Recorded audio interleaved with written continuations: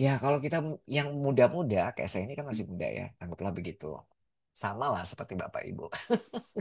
Jadi kalau yang muda-muda, mungkin kita mau jatuh, ya cuek aja ya. Tetap bangkit lagi, tetap ini bersemangat.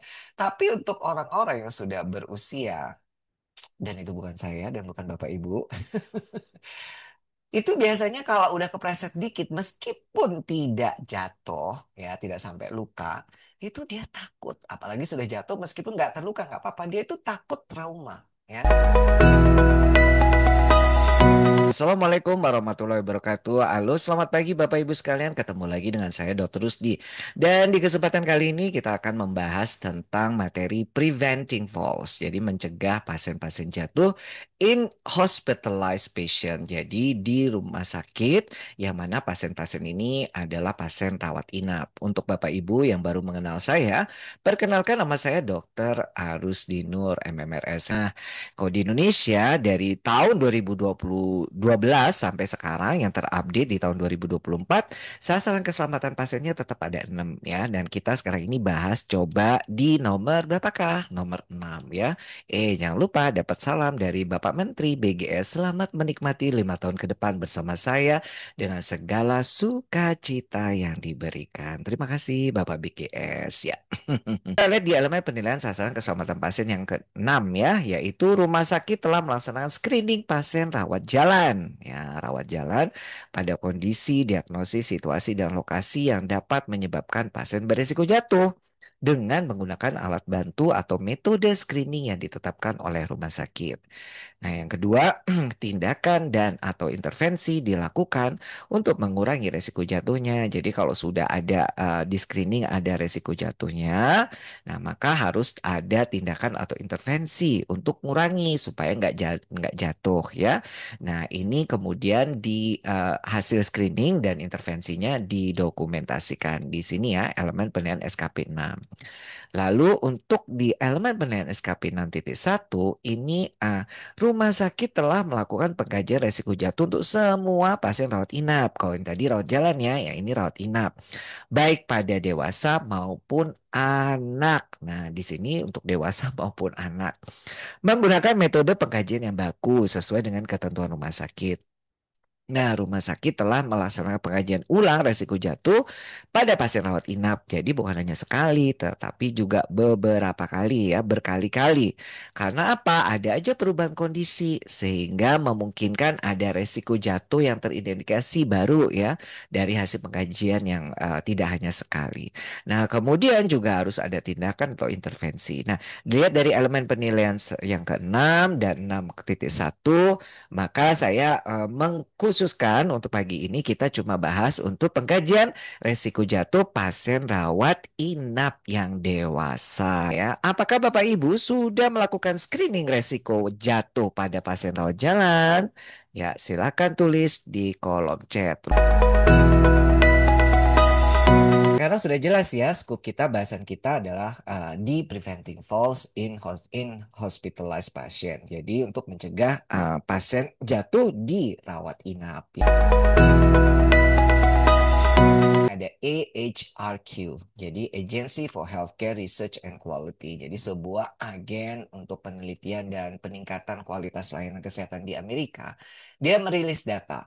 Datanya dibilang bahwa setiap tahun antara 700 sampai 1 juta orang Amerika terjatuh di rumah sakit. Banyak loh ini angka ini ya. Dan kalau ini dibagi 365 ya, dibagi 365 itu berapa ya? Kalau 3 ribuan orang setiap hari dong. Coba bayangin. Kalau dibagi setahun nih, ini kan setahun ya. Kalau per hari dibagi berarti bisa sampai bisa ribuan orang ya yang jatuh, bisa 3 ribuan orang, sekitar 3 ribuan orang yang jatuh di rumah sakit tuh. Gila kan? Banyak angkanya. Nah, pasien jatuh didefinisikan sebagai apa sih? Pasien itu tergeletak ke lantai yang tidak direncanakan dengan atau tanpa cedera. Ya, jadi pasien ini ngeletak di lantai bukan di kasur ya. Dan jatuh dapat mengakibatkan patah tulang dan sebagainya sehingga jadi ada peningkatan pemanfaatan layanan kesehatan. Jadi ingat ya, jadi sudah ke lantai. Nah, jadi misal nih kalau saya tuh kepleset, iya tapi Abi ini nggak berhasil menyeimbangkan diri gitu ya. Berarti kan saya nggak jatuh ke lantai, nggak keduduk ya. Berarti udah termasuk jatuh nggak? Belum. Jadi belum termasuk jatuh. Jadi kalau masih kepreset, belum. Tapi sudah dilapor sudah. Karena apa? Karena kan kejadian nyaris cedera ya, nyaris cedera ya, atau kejadian potensi cedera. Ya, lapor. Tapi saya belum termasuk pasien yang jatuh. Ya, tadi jatuh dibilang udah ngegeletak di lantai. Kalau jatuhnya ke kasur, misalnya, gimana ya? Kalau kasurnya di lantai, artinya sudah dianggap jatuh ya. Maksudnya sengaja. Nah, kenapa ini dibilang penting kalau di lantai? Supaya kita itu berpikir kalau orang kan nggak ada yang tidur di lantai. Ya kan? Jadi jarang ya kalau supaya kita menemukannya itu bahwa ini ada suatu keanehan. Karena kalau ada orang tidur di kasur, yang kasur itu ada di lantai, pasti kan kita nggak anggap. Misal nih, saya lagi jalan ya.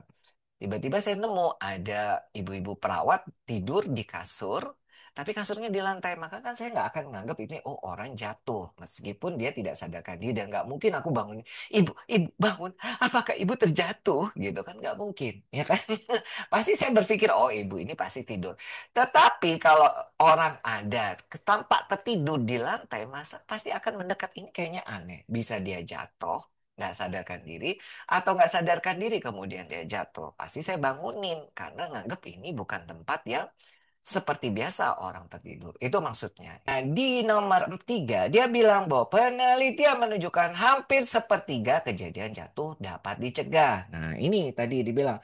Makanya kita harus komitmen untuk pasien safety karena sepertiganya dari yang 3.000 orang, artinya di antara 3.000, 1.000 orangnya itu bisa dicegah.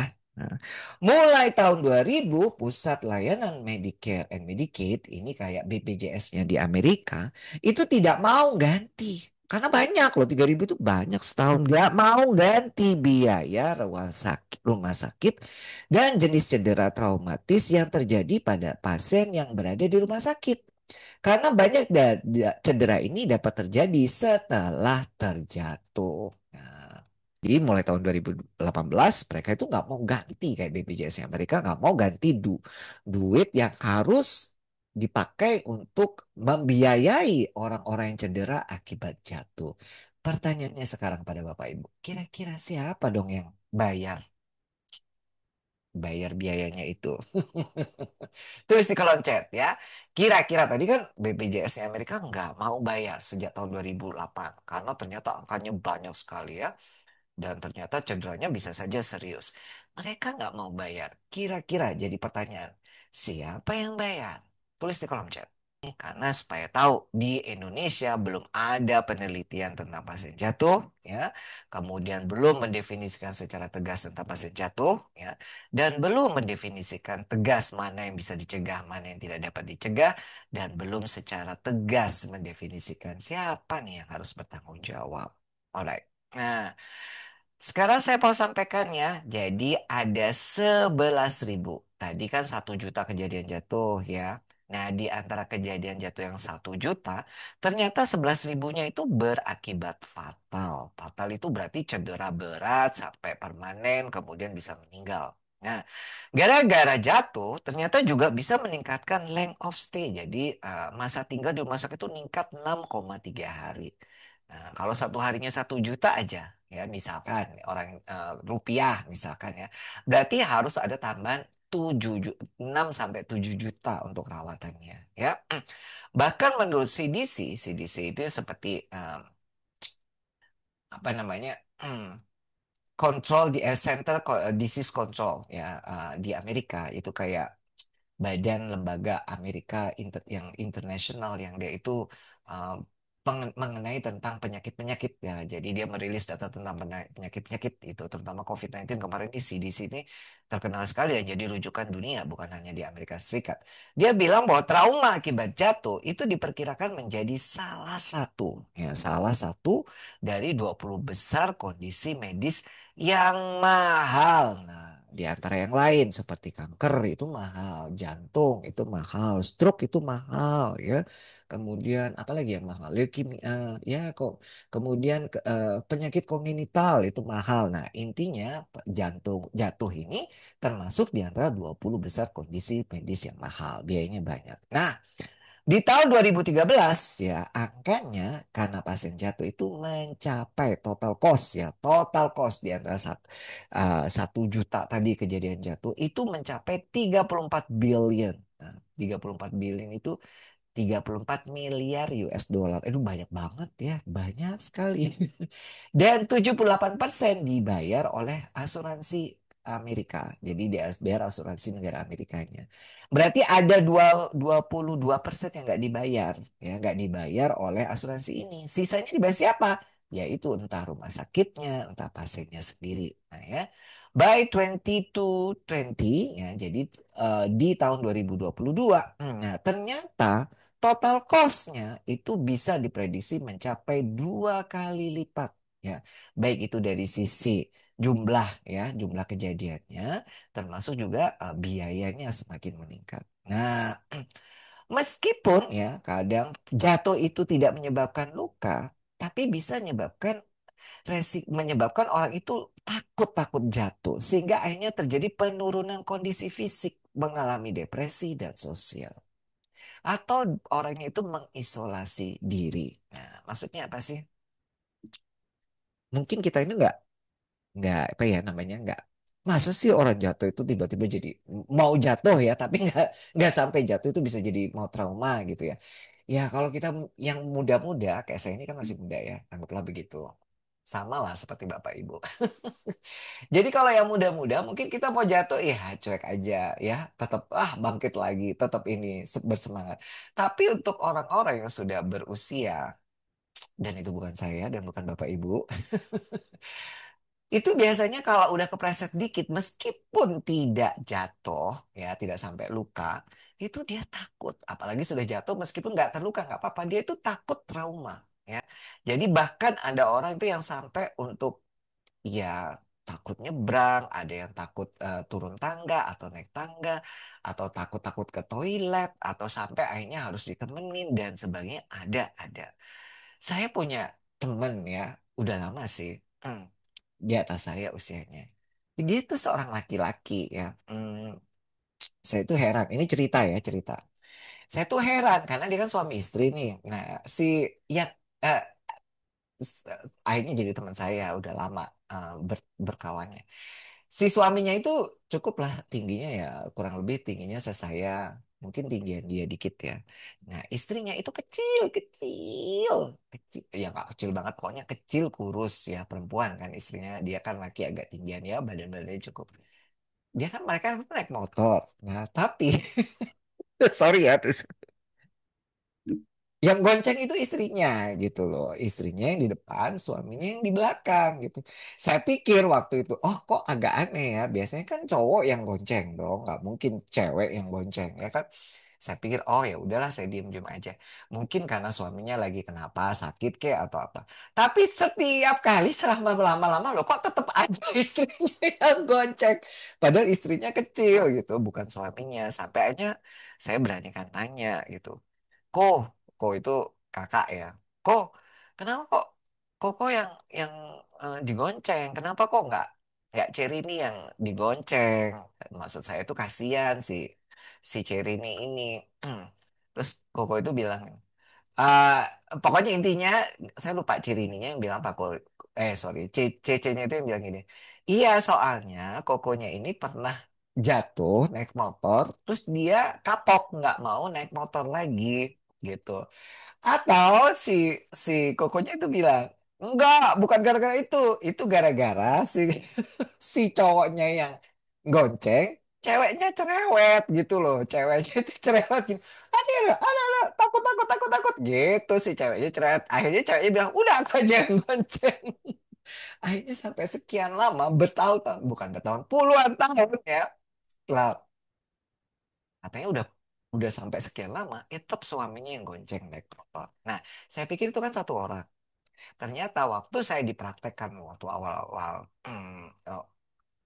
dulu waktu praktekan itu ternyata juga ibu yang kontrak atau praktekan saya itu ternyata juga sama. Ternyata dia yang gonceng suaminya karena suaminya pernah jatuh nggak kenapa-napa, tapi takut ya pulang-pulang ke rumah itu dimarahin istrinya, makanya naik motor jangan gini. Akhirnya sejak itu dia nggak mau naik motor, yang gonceng harus istrinya. Nah, inilah ya kadang dibilang bahwa meskipun jatuh nggak luka, itu bisa menimbulkan orang itu takut, takut jatuh, trauma, bahkan mengisolasi diri dan mengalami depresi. Nah, jawab ini data dari The Center for Medicare and Medicaid Services. Jadi data dari kayak BPJS-nya Amerika itu melaporkan data ini ya.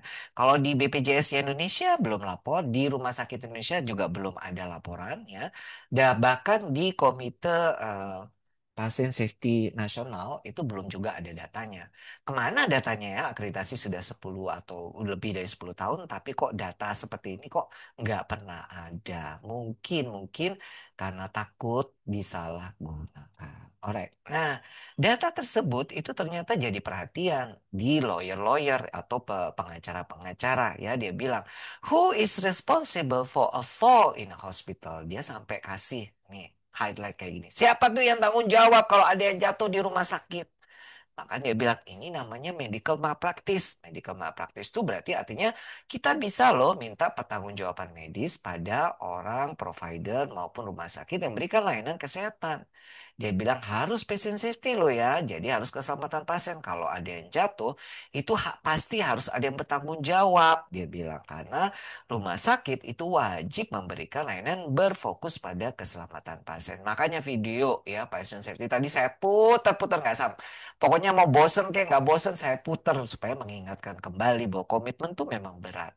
Nah, jadi ini bahasa Inggrisnya ya. Kalau kamu atau seseorang yang kamu kenal itu telah terluka, cedera karena jatuh di rumah sakit, jangan sungkan-sungkan ya, hubungi ini di law firm ya.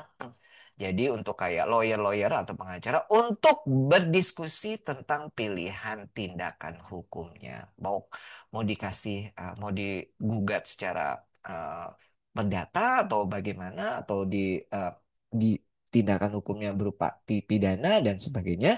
Ini bisa didiskusikan. Terus di kolom chat karena banyak sekali orang-orang manajemen di rumah sakit itu nggak memberi perhatian, nggak, maaf ya, nggak mau ikut materi kayak gini. Makanya saya di level, lo dokter Rusti kok ngomongin gini, dokter Rusti kan dokter umum biasa. Iya karena kan saya di manajemen ya, karena rugi dong kalau kita ternyata akhirnya sampai nggak ditanggung BPJS terus tahu lawyers gitu ya, bukan hanya perkara perkara ganti biaya rawatannya tapi juga ada tuntutan hukum yang kerugian materi dan imateri ya. Ini bahaya kalau misalnya sampai sampai apa namanya lawyer-lawyer itu tahu. Hmm. Tapi gimana? Udah diminta suruh masukin YouTube ya. Jadi nanti terpaksa deh. Sebenarnya saya ada hesitate karena materi-materi saya ini beberapa itu kayak semacam beresiko kalau didengerin oleh orang-orang yang punya niat nggak bagus gitu ya. Takutnya nanti kasihan rumah sakitnya gitu ya. Tapi gimana lagi mau nggak mau cepat atau lambat pasti mereka akan tahu dan pasti tahu karena sekarang cari cari informasi itu bisa dari mana aja. Nah, kalau di Indonesia gimana? Nah, saya ingatkan kembali ada peraturan Presiden Republik Indonesia nomor ini sekian tentang jaminan kesehatan. Meskipun semua peraturan ini nanti nggak berlaku setelah Omnibus Law dan Omnibus Law-nya sudah berlaku, tapi sampai sekarang ini belum ada turunannya. Selama tidak bertentangan ini masih berlaku. Dijelaskan di situ, ada pas pelayanan kesehatan tidak dijamin, meliputi pelayanan kesehatan pada kejadian tidak diharapkan yang dapat dicegah. Ya, tadi, apakah pasien jatuh itu adalah termasuk kejadian yang tidak diharapkan yang bisa dicegah? Tanda tanya kan, tanda tanya ya. Karena kalau itu termasuk kejadian tidak bisa dicegah, maka tidak ditanggung BPJS Kesehatan, maka yang menanggung kalau ada perawatan adalah pihak dalam tanda kutip titik dua titik siapa isi sendiri.